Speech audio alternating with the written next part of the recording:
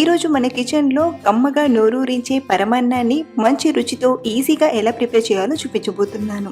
ఇలా చేస్తే పరమాన్నం ఈజీగా చేయడమే కాదండి, టెంపుల్ స్టైల్లోలా రుచి అనేది అద్భుతంగా చాలా గొప్పగా ఉంటుంది.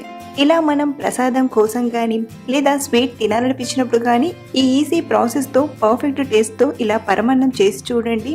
ఇంట్లో అందరికీ కూడా చాలా బాగా నచ్చుతుంది.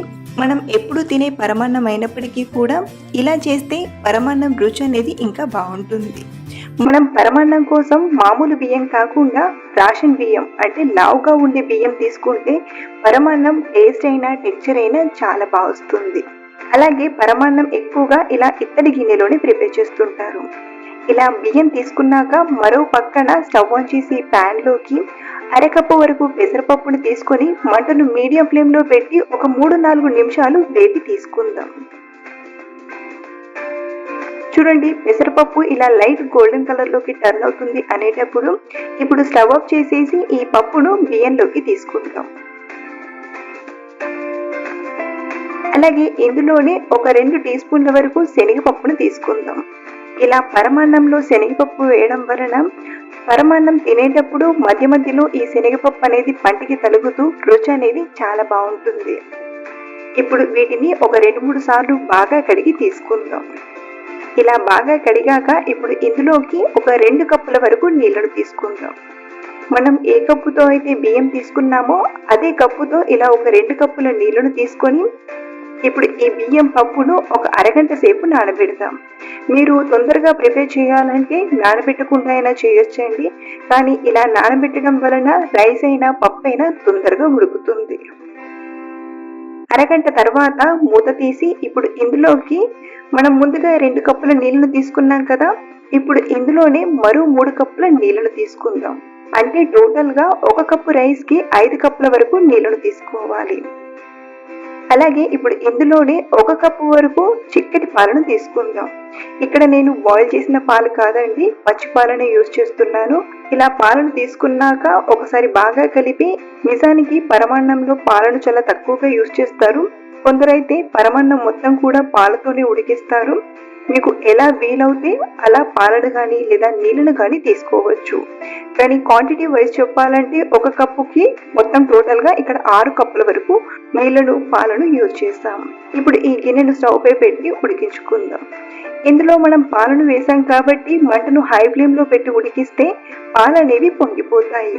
అలా పొంగిపోకుండా కొంచెం దగ్గరే ఉండి ఇలా పొంగు వచ్చేంత వరకు చూడండి. ఇప్పుడు మంటను మీడియం ఫ్లేమ్లో పెట్టి అన్నాన్ని బాగా ఉడికించుకుందాం. ఇందులో మనం పెసరపప్పుని వేసాం కదా, పెసరపప్పు అనేది అడుగు పట్టేసి మాడిపోతుంది. అలా అవ్వకుండా మధ్య మధ్యలో కలుపుతూ ఉడికించండి. మరో పక్కన బెల్లం తీసుకొని తురిమి తీసుకుందాం. అయితే మనం పరమాన్నం కోసం లైట్గా ఉండే బెల్లం కాకుండా కొంచెం డార్క్గా ఉండే బెల్లం తీసుకున్నా లేదా పాత బెల్లంతో పరమాన్నం చేసిన పరమాన్నం కలర్ అనేది చక్కగా వస్తుంది. అలాగే మీరు పరమాన్నం కోసం ఏం బెల్లం తీసుకోవాలి అంటే సాఫ్ట్గా ఉండే బెల్లంతో చేస్తే పరమాన్నం టెక్చర్ అనేది చాలా బాగుంటుంది. మరో పక్కన చూడండి, అన్నం కూడా దగ్గర పడుతుంది. ఇందులో ఇంకొంచెం పాలు ఉన్నాయి కదా, ఈ పాలు కూడా కొంచెం దగ్గర పడేంత వరకు మంటను మీడియం ఫ్లేమ్లో పెట్టి ఉడికించండి. ఇలా దగ్గర పడ్డాక చూడండి, అన్నం కూడా మెత్తగా ఉడికింది. మనకు పరమాన్నం కోసం ఎలా అయితే అన్నం ఉడకాలో అలా రెడీ అయింది. ఇప్పుడు ఇందులోకి మనం తురిమిన బెల్లాన్ని కొలిచి ఒక 2 కప్పుల వరకు తీసుకుందాం. ఫస్ట్ ఇలా 1 కప్పు వరకు బెల్లం తీసుకున్నాక బెల్లాన్ని అన్నం మధ్యలోకి ఇలా అని మిగతా బెల్లం కూడా తీసుకుందాం. ఇలా టోటల్గా 2 కప్పుల బెల్లం తీసుకున్నాక మంటను లో ఫ్లేమ్లో పెట్టి కలుపుతూ ఉడికిస్తే బెల్లం అనేది కరిగిపోయి ఇదంతా కూడా కొంచెం పలచగా అవుతుంది. చూడండి, కాస్త పలచగా అయింది కదా. ఇప్పుడు మళ్ళీ ఒక 2-3 నిమిషాలు ఉడికించామనుకోండి, ఇదంతా కూడా కాస్త దగ్గర పడుతుంది.